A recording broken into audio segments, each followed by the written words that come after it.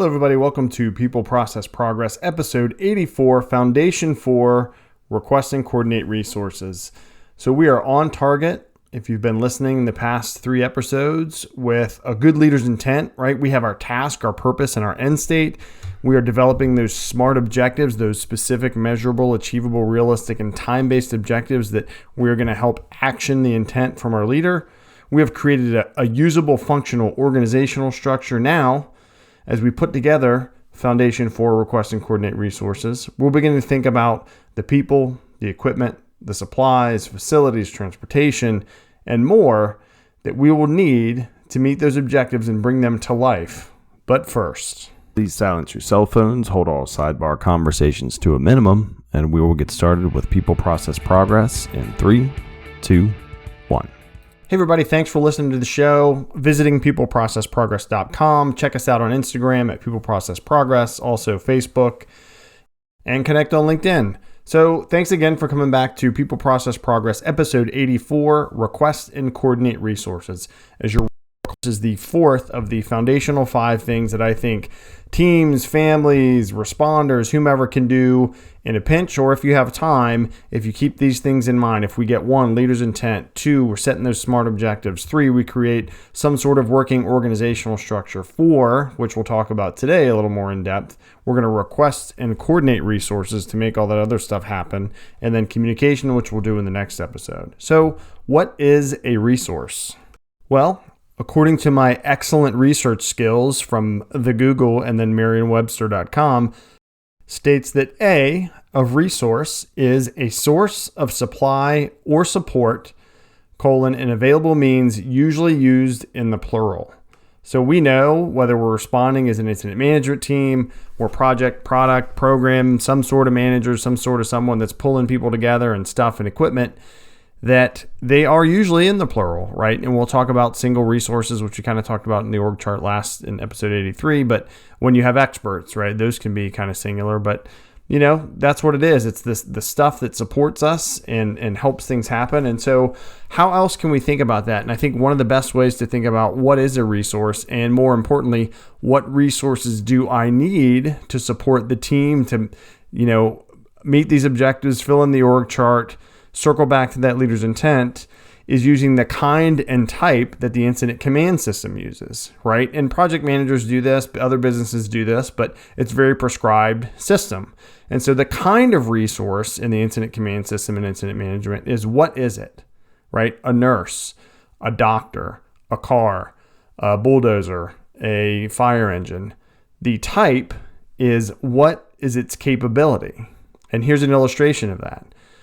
So the kind of resource is a nurse, right? Which are in short supply these days, overworked. God bless all of you nurses out there. So there are many types of nurses. The kind of profession is nurse. The type of nurse is emergency room nurse, oncology nurse, immunizations nurse, right? What's their specialty? What can they do? Nursing, in addition to the baseline of being a nurse, right, specializes like many other things.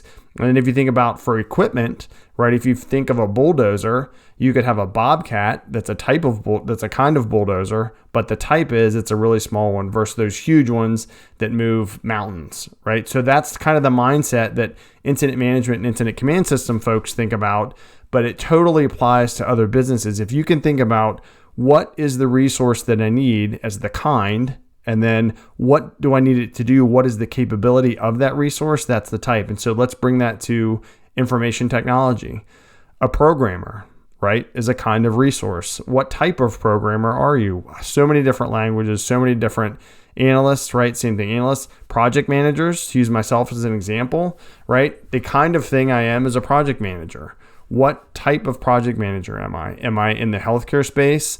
Am I a construction, right? That's a very specialized project manager from what I've seen from, the work world out there. Same with engineering, right? Often the project managers they have doing construction or doing engineering work have that background, as opposed to maybe kind of a generalist that can go in and out and happens to work in a different field. So you all get the gist of it, but that's what we need to think about is, what is this resource that I need and what is the capability I need? So what is it as a kind, and capability is type. So now that we're thinking about the kind of resources that we think we need and the type, meaning the capability that they need, Do we know how to request those, right? Do we know our company's procedures? Are there monetary limits? Do you have to be a certain position to be able to request resources or supplies, whether it's people or facilities or reserve things? Does your project team or your incident management team or whatever team you're in trying to get resources have their procedures? That's where we have to take that on and learn those. And they vary, right? Incident command, incident management, we work with logistics and operations. Operations says, I want to do this to meet the objectives. I want these people and this stuff and those kind of things. Logistics says, yes or no, you can't do it. Meaning, yes, I can get it. No, I can't. Safety, gives them guidelines.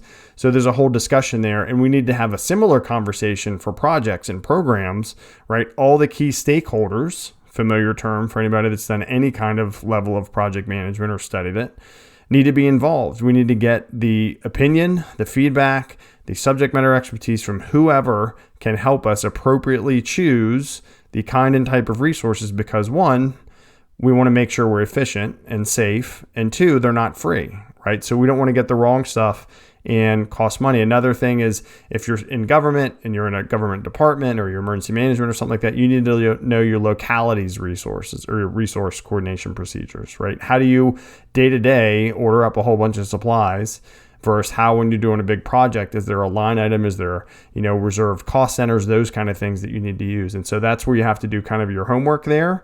But what I want to also provide here is a tool that I learned doing emergency management in Virginia, which is a great system set up by Virginia. And it's using the acronym CSALT, CSALTT, which stands for capability, size, amount, location, type, and time.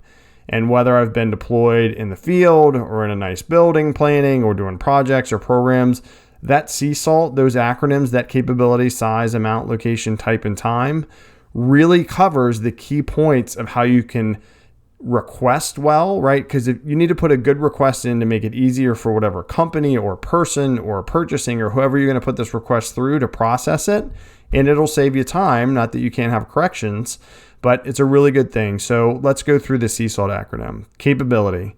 What do you need the resource to do? Size. This requires a physical size descriptor, right? That's especially if you're getting a facility or a piece of equipment or supplies or a workspace.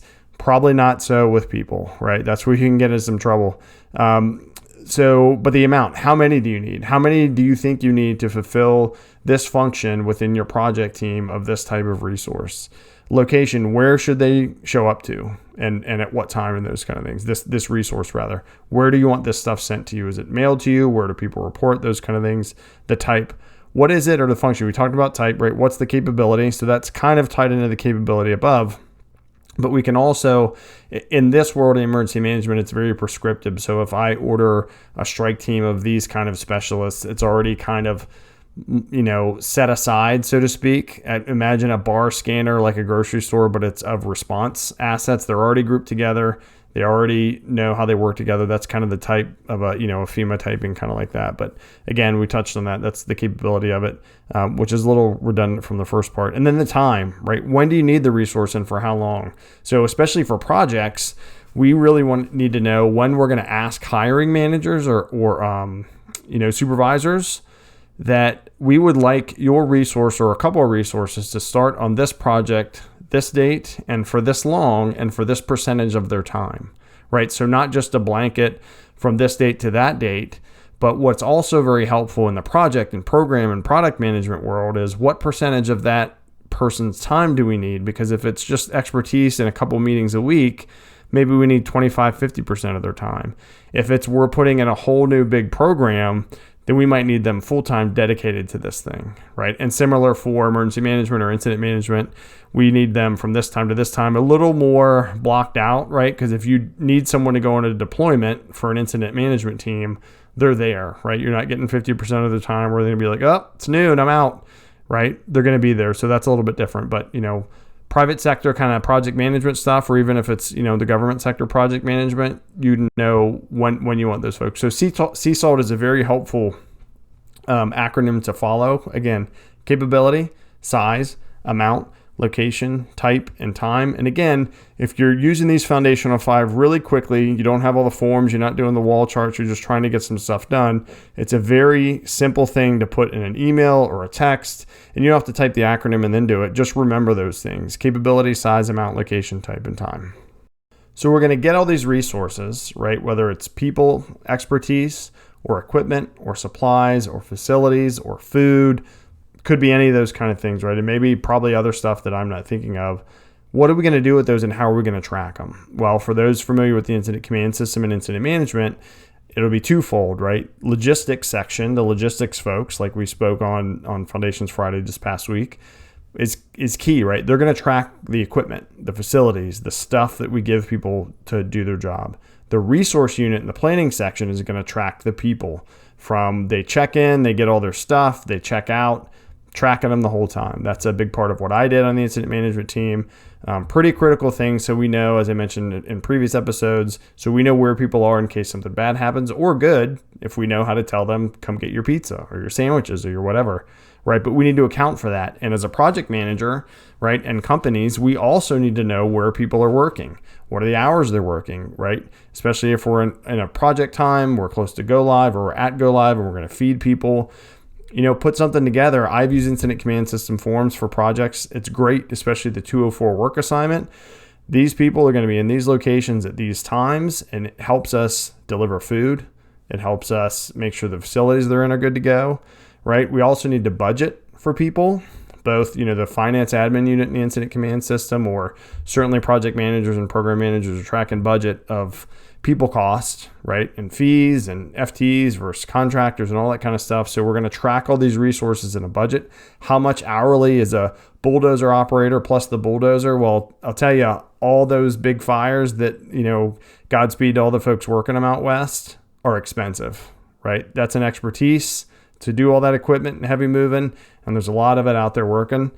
So we need to be tracking that kind of stuff. And then, to get really into the project management, this is where also, right, you're going to align those resources in your org chart or your work breakdown structure with which of these people are going to do what tasks and when and all that kind of stuff. So you can kind of see how we're pulling all this stuff together. So most importantly, for the people aspects of resource management, right? Because resource management is, effectively requesting them and knowing what you need and what they can do, and then tracking them, giving stuff back if it's non-perishable, replenishing it, all that kind of stuff. But for the people stuff, we need to know meals, right? Are we budgeting in our project? Or certainly we are in the food unit for an incident command system, incident management deployment. How are we going to feed people? Right? How are we going to do it safely in whatever area we're in, cleanly now, right? Infection control is critical for food safety anyway, let alone during, COVID times. So big challenges there. What facilities are the facilities we're going to send our people to legitimate, right? That facility is a resource. Does it have the right power? The internet, which is critical these days, right? For folks that are working that way. Did they have a place for people to rack out or rest, especially, folks working out in the field? What's the infrastructure in the area like? We send teams to places after tornadoes or hurricanes, and, it can be dangerous down poles and lines and glass and breakables and all that kind of stuff. So what is that like when we care for them? Biological. Do we have porta-johns or trailer bathrooms, showers for hygiene, all these kind of things for deployment, less so for kind of, private sector people working in their company's building. And now a lot of people are working at home. So really the infrastructure there is, does everybody at their home have the connectivity they need? Now that our internet, I can't imagine the traffic in the past 15, 18 months, how much higher it is from homes, right? Comcast and Verizon and other suppliers of internet probably spiking through the roof. Medical support, particularly in the field, do we have the folks on standby to care for our people? And whether you're in public safety, in an office, in a cube, in the past year and a half, right? Mental health. So not just medical for boo-boos and cuts and ankle twists or whatever, but if we also considered having counselors on standby. I know we have employee assistance programs. We have medical unit leaders, right, on incident management teams.